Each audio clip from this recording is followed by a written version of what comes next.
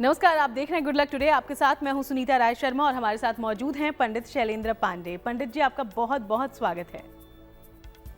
नमस्कार। भगवान शिव को प्रसन्न करने का सबसे शुभ दिन है महाशिवरात्रि का दिन, शिव विवाह का महापर्व। और इस दिन छोटे छोटे उपाय आपकी जिंदगी को आसान और सुंदर बना सकते हैं, क्योंकि महादेव तुरंत ही हो जाते हैं प्रसन्न और भोलेनाथ आपकी हर मनोकामना को करते हैं पूर्ण। तो आज महाशिवरात्रि के दिन की महिमा, इस दिन के महत्व और इस दिन किए जाने वाले कुछ उपायों पर हम चर्चा करेंगे। शो की शुरुआत करते हैं गुड लक मंत्र से। पंडित जी,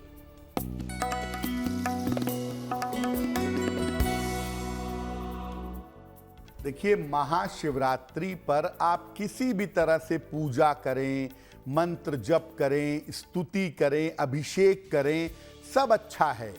लेकिन महाशिवरात्रि पर सबसे ज्यादा महत्वपूर्ण है उपवास रखना।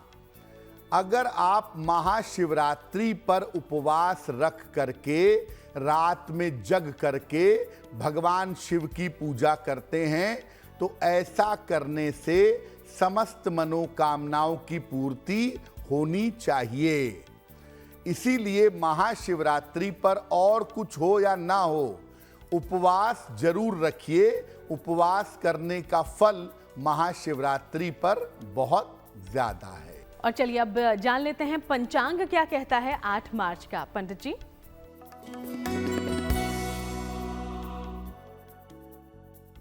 दिनांक 8 मार्च 2024 दिन शुक्रवार का पंचांग। तिथि है फाल्गुन कृष्ण त्रयोदशी तिथि, रात के 9:57 तक। नक्षत्र है श्रवण नक्षत्र, प्रातः 10:41 तक। चंद्रमा मकर राशि में संचरण कर रहे हैं, रात के 9:20 तक। राहु काल का समय प्रातः 10:30 से दोपहर के 12 बजे तक। पश्चिम दिशा की तरफ यात्रा करने की मनाही है, लेकिन अगर यात्रा करना जरूरी है, मजबूरी है, तो जरा सा दही खाकर और भगवान का स्मरण करके यात्रा करेंगे तो मुश्किल से बचे रहेंगे। तो भगवान शिव और माता शक्ति के मिलन का दिन है महाशिवरात्रि का दिन। क्यों है इतना महत्वपूर्ण, क्या है इसकी महिमा? चलिए इसी से करते हैं चर्चा की शुरुआत। पंडित जी जी, देखिए, शिवरात्रि हिंदू परंपरा का एक बहुत बड़ा पर्व है और टेक्निकली हर महीने की चतुर्दशी पर महीने की मासिक शिवरात्रि आती है। जो शिवरात्रि फाल्गुन कृष्ण पक्ष की चतुर्दशी को आती है, उसे महाशिवरात्रि कहते हैं। बाकी साल भर की शिवरात्रि को केवल शिवरात्रि कहते हैं। माना जाता है कि महाशिवरात्रि पर भगवान शिव का प्राकट्य हुआ था प्रकाश के लिंग के रूप में। इसके अलावा भगवान शिव का विवाह भी महाशिवरात्रि के पर्व पर माना जाता है। इस दिन महादेव की उपासना करने से व्यक्ति को जीवन में संपूर्ण सुख प्राप्त हो सकते हैं। महाशिवरात्रि पर व्रत, उपवास, मंत्र जप करना, रात्रि जागरण करना और रात को जग करके शिव जी की पूजा करना सबसे ज्यादा महत्वपूर्ण होता है। इस बार महाशिवरात्रि का पर्व 8 मार्च को मनाया जाएगा। रात्रि जागरण करके भगवान शिव की साधना, भक्ति और पूजा करने से आपका कल्याण होगा। तो महाशिवरात्रि क्यों है खास और इस दिन का क्या है पौराणिक महत्व, धार्मिक महत्व, ये आपने जान लिया है। इसकी महिमा के बारे में और ज्यादा जानकारी लें उसके पहले अब राशिफल की शुरुआत करते हुए मेष, वृषभ और मिथुन राशि का हाल जानते हैं। पंडित जी,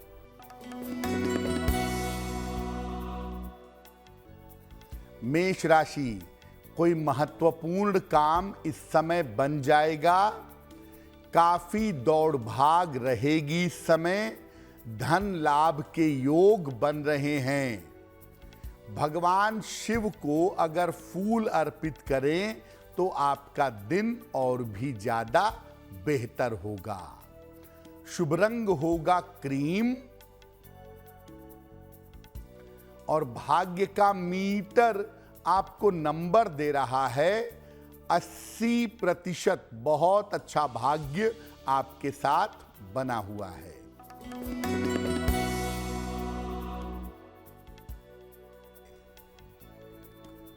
वृषभ राशि, मानसिक चिंताएं समाप्त होंगी, स्वास्थ्य में सुधार होगा, संतान प्राप्ति की समस्या हल होगी। भगवान शिव को दही अर्पित कर दें तो आपका दिन और भी ज्यादा बेहतर होगा। शुभ रंग होगा पीला और भाग्य का मीटर आपको नंबर दे रहा है 75%। उत्तम भाग्य आपके साथ बना हुआ है।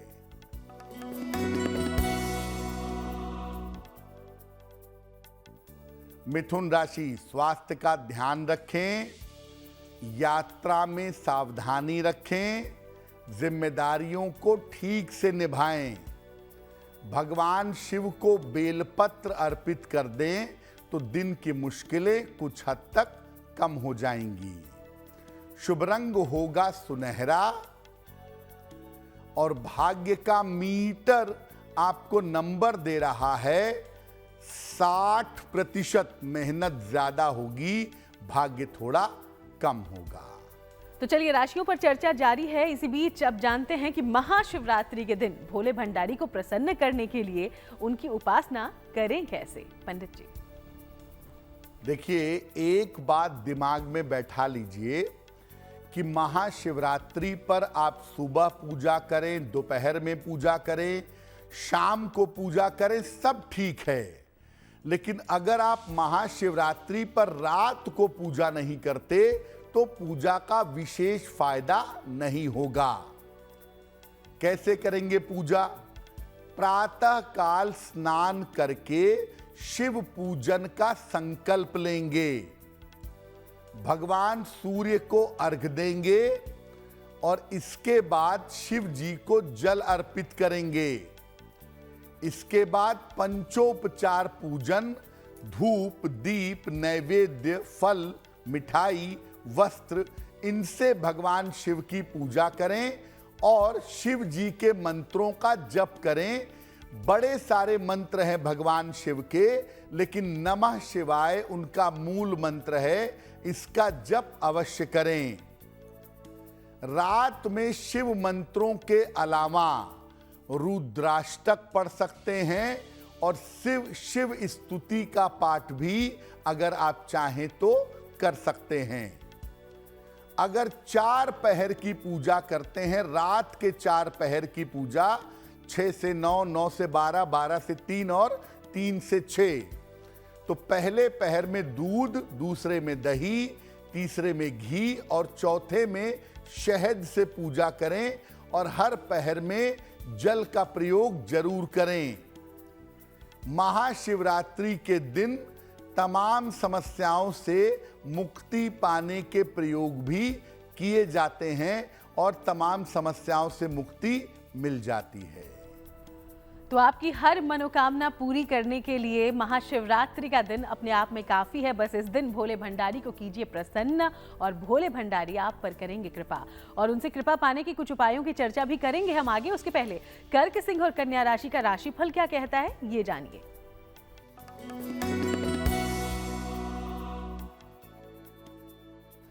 कर्क राशि, परिवार की तमाम समस्याएं हल होंगी इस समय। आर्थिक पक्ष आपका बेहतर होगा। करियर में लाभ के योग बन रहे हैं। भगवान शिव को दूध और जल अर्पित करें तो आपका दिन और भी ज्यादा बेहतर होगा। शुभ रंग होगा फिरोजी और भाग्य का मीटर आपको नंबर दे रहा है 70% मध्यम भाग्य आपके साथ बना हुआ है।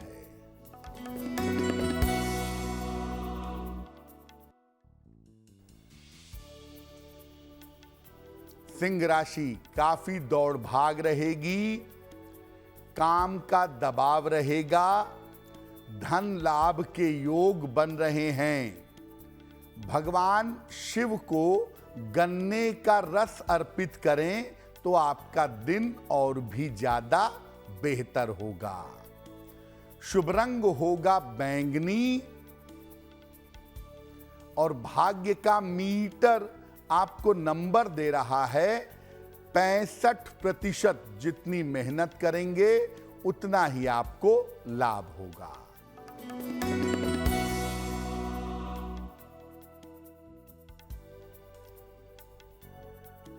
कन्या राशि, पारिवारिक समस्याएं समाप्त होंगी, करियर के मामले हल होंगे, नौकरी में नए अवसर प्राप्त होंगे। भगवान शिव को भांग और धतूरा अर्पित करें तो दिन शुभ होगा। शुभ रंग होगा हरा और भाग्य का मीटर आपको नंबर दे रहा है 75%। उत्तम भाग्य आपके साथ बना हुआ है। तो चलिए, चर्चा लगातार हमारी जारी है। इन सब के बीच अब आपके सवालों का भी रुख कर लें। तो हमारे शो में पहला सवाल कहां से आया है, इस बारे में पंडित जी से जानकारी लेते हैं। जी,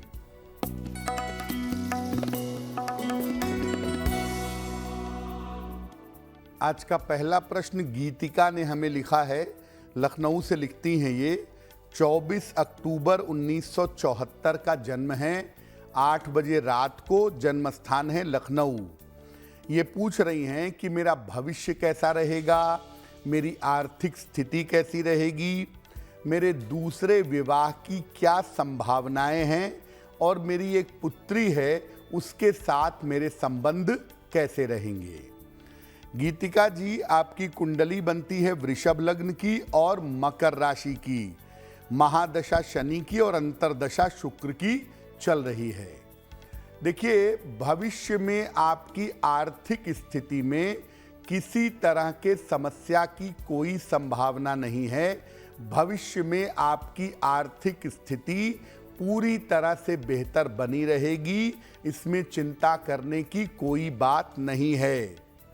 जहां तक दूसरे विवाह का प्रश्न है, इस कुंडली के अनुसार दूसरे विवाह की सलाह नहीं दी जा सकती। तो मैं आपको यही कहूंगा कि आप दूसरे विवाह का प्रयास मत करिएगा। संतान के साथ आपके संबंध ठीक रहेंगे, लेकिन आपकी बेटी आगे पढ़ाई करने के लिए संभवतः विदेश जाएगी या अपने माता से दूर जाएगी। इस तरह की संभावना कुंडली में जरूर बनती है। फिलहाल आप ऐसा करें, अपने जीवन को बेहतर करने के लिए एक ओपल बनवा के पहन लें। लगभग 12 से 14 रत्ती का ओपल चांदी की अंगूठी में, दाहिने हाथ की तर्जनी उंगली में, शुक्रवार की शाम को ओपल धारण कर लें। और दूसरा, रोज सुबह और रोज शाम 108 बार नमः शिवाय का जप करें तो आपके लिए बहुत बेहतर होगा। तो चलिए, पंडित जी ने जो उपाय बताए हैं जरूर उसे ध्यान में रखिए। अगला सवाल हम लें उसके पहले आप सबको याद दिला दें कि अगर आप पंडित जी से कोई भी जानकारी लेना चाहते हैं तो बिना देर किए हमें लिख भेजिएगा। हमारी ईमेल आईडी इस वक्त आपकी टीवी स्क्रीन पर है। अगला सवाल पंडित जी कहां से पूछा गया है और क्या पूछा गया है? जी,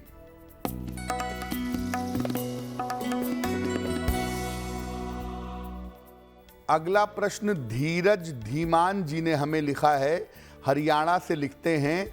18 अगस्त 1994 का जन्म है। 4:06 अर्ली मॉर्निंग, भोर में, जगाधरी, हरियाणा। ये पूछ रहे हैं कि मेरे विवाह का योग कब है, मेरा वैवाहिक जीवन कैसा है और क्या मेरी कुंडली में गुरु चांडाल योग है। धीरज, आपकी कुंडली बनती है कर्क लग्न की और आपकी राशि बनती है धनु।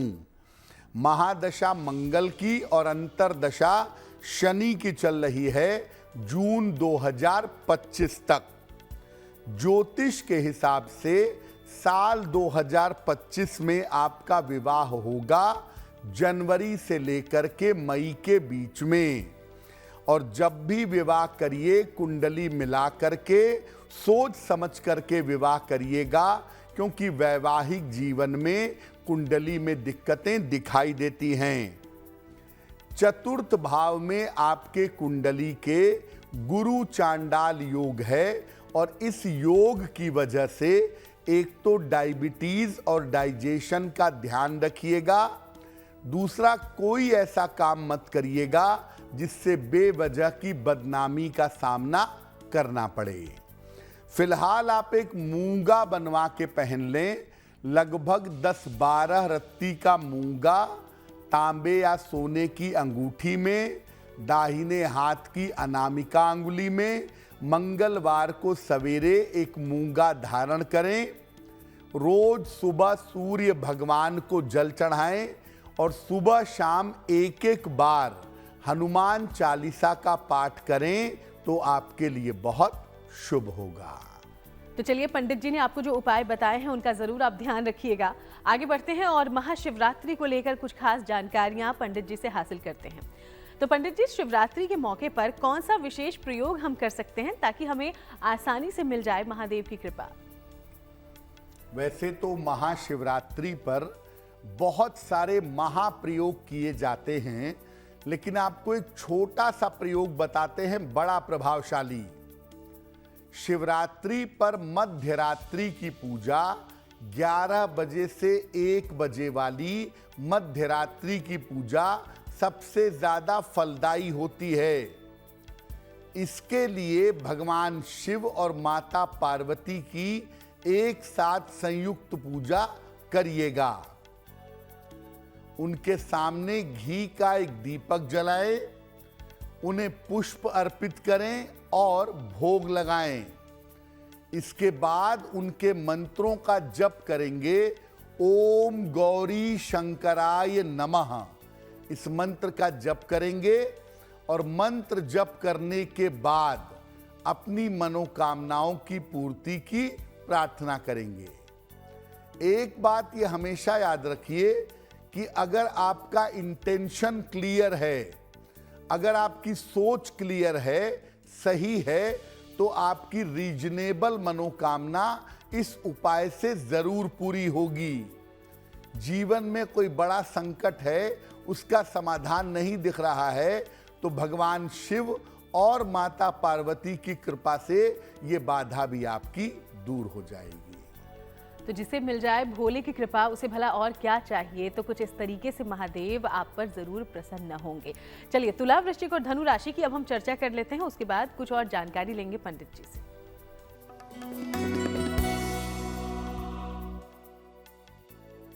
तुला राशि, स्वास्थ्य का अपने ध्यान बनाए रखें, वाद विवाद से बचाव करें, महत्वपूर्ण काम अभी टाल दें।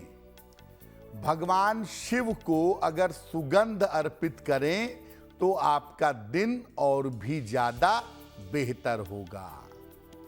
शुभ रंग होगा नीला और भाग्य का मीटर आपको नंबर दे रहा है 60%। मेहनत ज्यादा होगी, भाग्य थोड़ा कम रहेगा।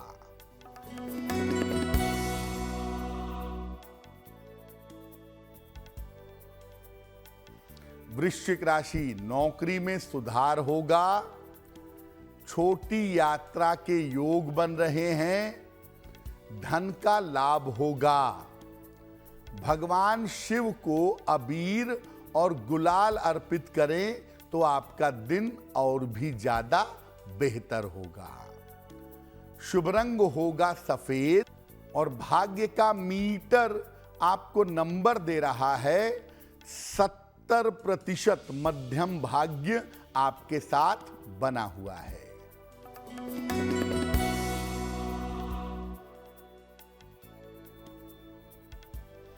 धनु राशि, करियर में सफलता मिलेगी, धन लाभ के योग बन रहे हैं, काम की अधिकता रहेगी। भगवान शिव की अगर आरती करें तो आपका दिन और भी ज्यादा बेहतर होगा। शुभ रंग होगा गुलाबी और भाग्य का मीटर आपको नंबर दे रहा है 80%। बहुत अच्छा भाग्य आपके साथ बना हुआ है।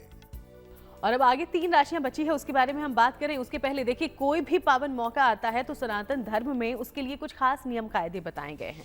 तो शिवरात्रि पर पूजन विधि आपने जान ली, मनोकामना पूर्ति कैसे होगी उसके उपाय भी जाने, लेकिन शिवरात्रि पर वो कौन कौन से काम हैं जो आपको जरूर करने चाहिए, इस बारे में अब पंडित जी से जानकारी लेते हैं।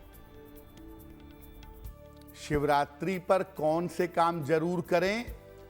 अगर आप चाहें तो शिवरात्रि पर शिवलिंग की स्थापना कर सकते हैं और ये शिवलिंग 6 इंच से ज्यादा बड़ा नहीं होना चाहिए।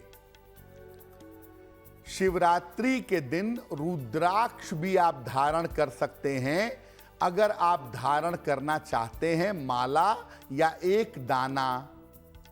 शिवरात्रि पर शिव जी का अगर आप श्रृंगार करते हैं या करवाते हैं तो ऐसा करना भी आपके लिए उत्तम होता है। शिवरात्रि के दिन रात की पूजा ज्यादा फलदायी होती है। बार बार मैं कह रहा हूं, आपने सुबह पूजा की, दोपहर में की, शाम को की, कोई बात नहीं। मध्य रात्रि में 11 बजे से 1 बजे के बीच में भगवान शिव की पूजा जरूर करिएगा। और शिवरात्रि पर बेलपत्र ले लें ढेर सारे। हर बेलपत्र पर चंदन से राम राम लिख करके इसे शिवलिंग पर अर्पित करें, इससे आपकी मनोकामनाएं पूरी होंगी। इस दिन भगवान शिव और मां पार्वती को सफेद मिठाई का या खीर का भोग लगाना चाहिए, स्वयं भी ग्रहण करना चाहिए और दूसरों को भी बांटना चाहिए। ऐसा करना शुभ होगा। तो कुछ इस तरीके से महादेव की कृपा आप हासिल कर सकते हैं और पंडित जी ने जिन बातों को बताया है जरूर इन्हें ध्यान में रखकर महाशिवरात्रि पर पूजन कीजिए, महादेव की कृपा हासिल कीजिए। आगे बढ़ते हुए मकर, कुंभ और मीन राशि का राशिफल क्या कहता है ये जानते हैं।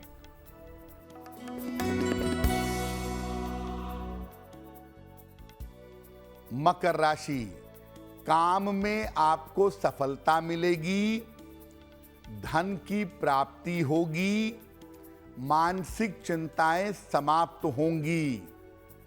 भगवान शिव को तिल और जल अर्पित करें तो आपका दिन और भी ज्यादा बेहतर होगा। शुभ रंग जिसका प्रयोग करेंगे वो होगा नीला और भाग्य का मीटर आपको नंबर दे रहा है 90%। सबसे ज्यादा भाग्य आपके साथ बना हुआ है।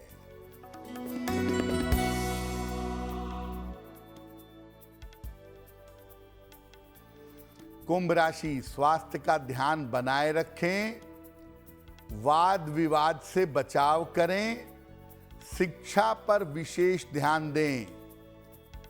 भगवान शिव को अगर जल अर्पित कर दें, बेलपत्र अर्पित कर दें तो आपका दिन कुछ हद तक बेहतर होगा। शुभ रंग होगा आसमानी और भाग्य का मीटर आपको नंबर दे रहा है 60%। मेहनत ज्यादा होगी, भाग्य थोड़ा कम रहेगा।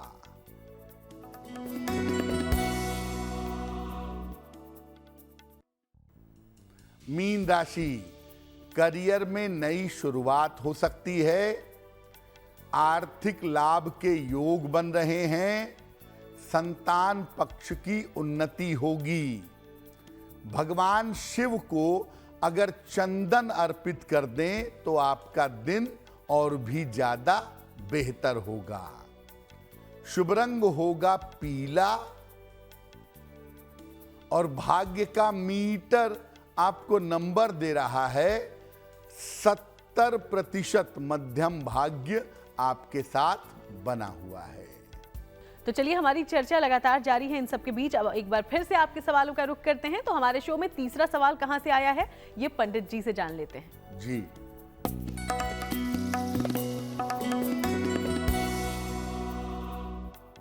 अगला प्रश्न संध्या जी ने हमें लिखा है, जयपुर से लिखती हैं, अपने पुत्र कपीश के बारे में जानना चाहती हैं।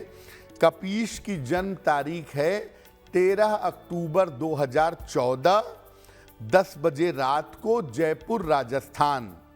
ये कह रही हैं कि मेरे बेटे का पढ़ाई में मन बिल्कुल नहीं लगता है, आगे पढ़ाई लिखाई की स्थिति क्या है और जीवन कैसा रहेगा। संध्या जी, आपके पुत्र की उम्र अभी 12 वर्ष की नहीं हुई है। जब तक आपका बेटा 12 वर्ष का ना हो जाए तब तक आपको चिंता करने की आवश्यकता नहीं है। तब तक थोड़ा इंतजार करिए, आपका पुत्र भविष्य में अच्छी पढ़ाई करेगा और अच्छी तरक्की करेगा। मैनेजमेंट, फाइनेंस, अकाउंटिंग या लॉ जैसे फील्ड में आपके बेटे के सफलता की संभावनाएं बनती हैं।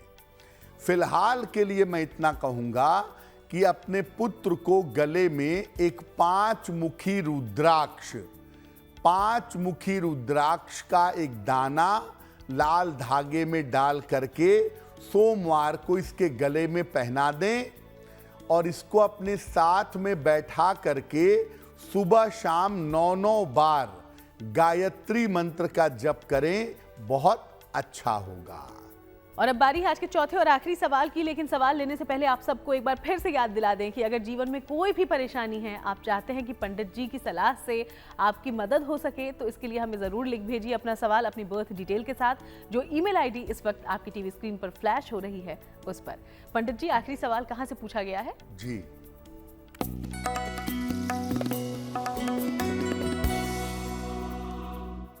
आज का अंतिम प्रश्न हमें सुषमा जी ने लिखा है और सुषमा जी हमें अमृतसर पंजाब से मेल लिखती हैं।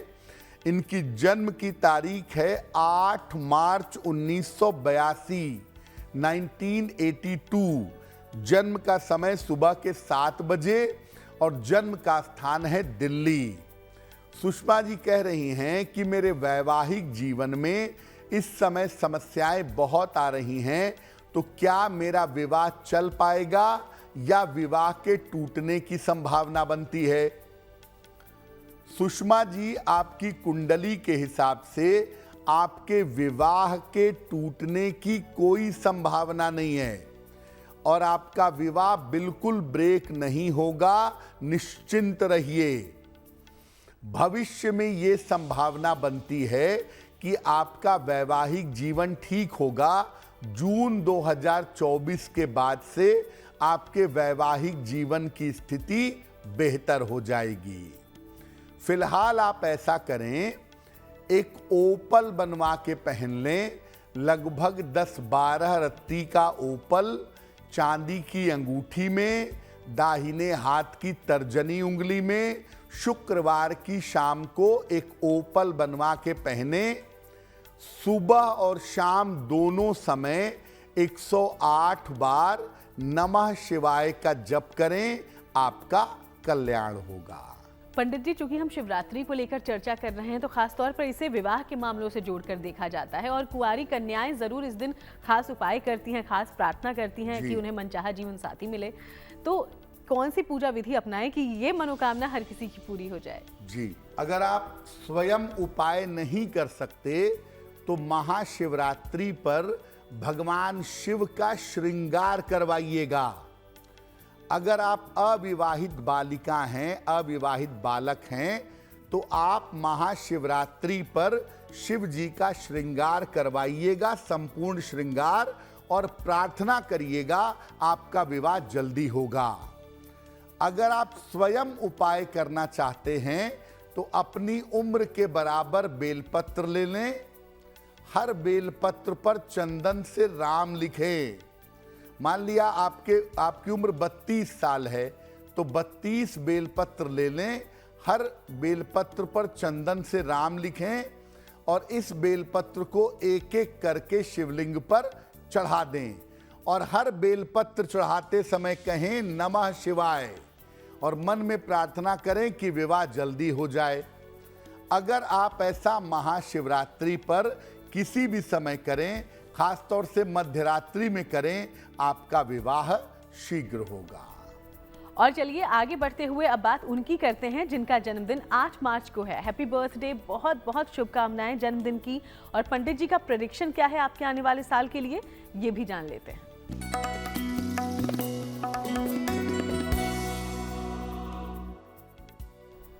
जिन लोगों का जन्मदिन 8 मार्च को है, उन्हें हम सबकी तरफ से जन्मदिन की हार्दिक शुभकामनाएं।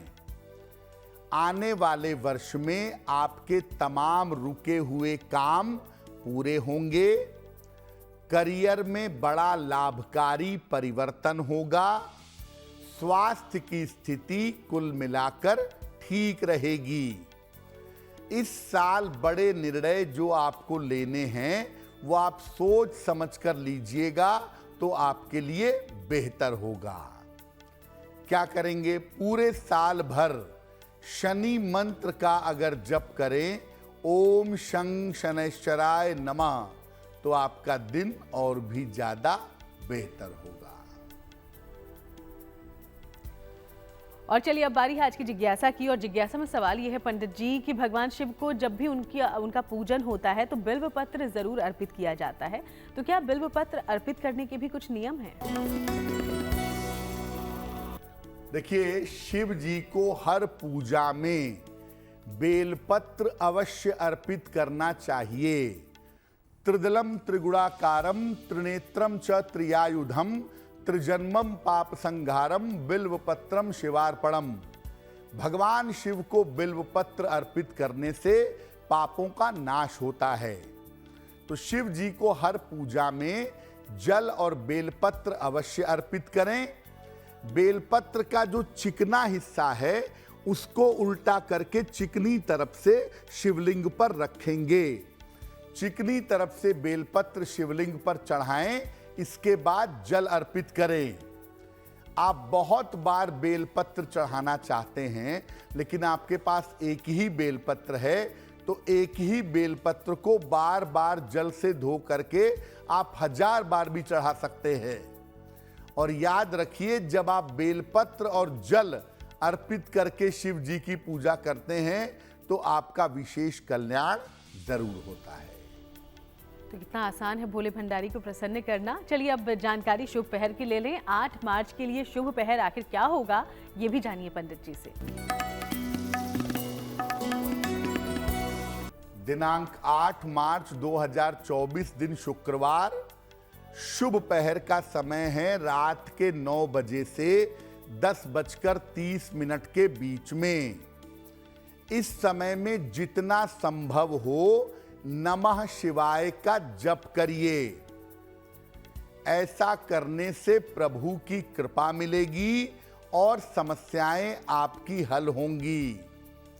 लेकिन करेंगे शुभ पहर में ही। समय फिर से नोट करें, 8 मार्च शुक्रवार रात के 9 बजे से 10:30 के बीच में। और चलिए अब आगे बढ़ते हैं, आज की गुड लक राशि के बारे में चर्चा करते हैं। आज की गुड लक राशि है कर्क, और कर्क राशि के बारे में पंडित जी क्या जानकारी देने वाले हैं, उनसे जानिए।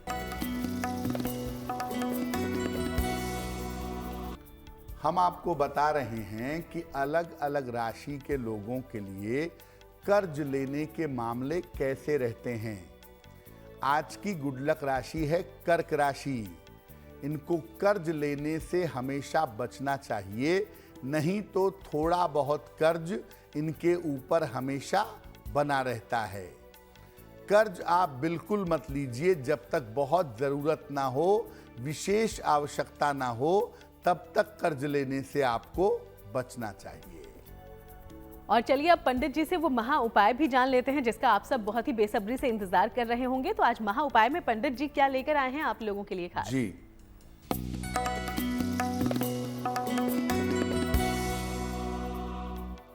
आप महिला हैं या पुरुष हैं, आपके स्वास्थ्य में हमेशा समस्या रहती है। क्या करेंगे? ये प्रयोग शिवरात्रि की मध्य रात्रि को करिए। अपनी उम्र के बराबर बेलपत्र ले लें, एक कटोरी में चंदन ले लें, सफेद चंदन। अब चंदन लगा करके बेलपत्र के चिकने हिस्से पर एक एक करके बेलपत्र शिवलिंग पर अर्पित करें। हर बेलपत्र के साथ कहें ओम हौं जूं सः, ओम हौं जूं सः। ये मंत्र कहते जाएं और एक एक बेलपत्र शिवलिंग पर चढ़ाते जाएं। पूजा के अंत में भगवान शिव को जल अर्पित करें। जो आपकी प्रार्थना है वो प्रार्थना करें, निश्चित रूप से आपको लाभ होगा। बहुत बहुत शुक्रिया आपका पंडित जी, ये तमाम जानकारियां और तमाम उपाय हमारे दर्शकों तक पहुंचाने के लिए। धन्यवाद। तो महादेव की कृपा आप पर यूं ही बनी रहे, इसी प्रार्थना के साथ फिलहाल इजाजत दीजिएगा। देश दुनिया की बाकी तमाम अच्छी खबरों के लिए आप देखते रहिएगा GNT।